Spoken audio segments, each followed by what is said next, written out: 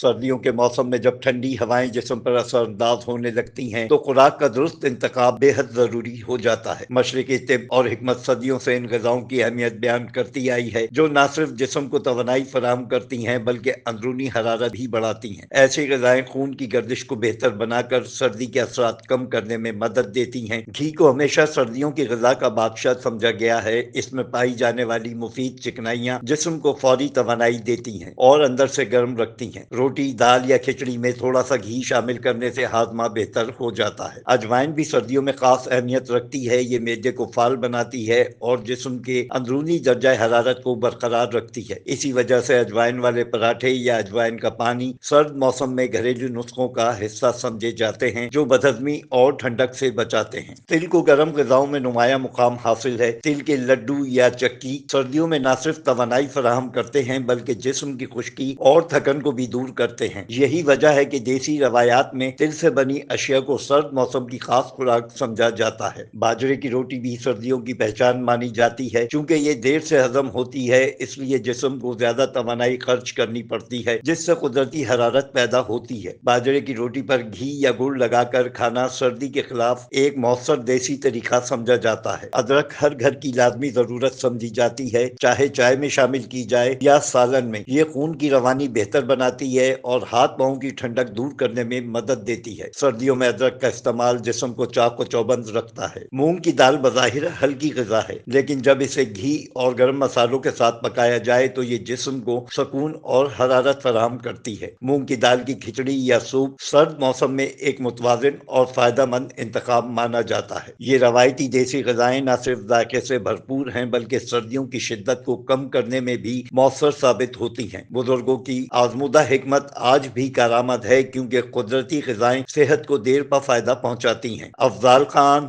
C110 news, Karachi. C110 news, خبر کی اصل خبر۔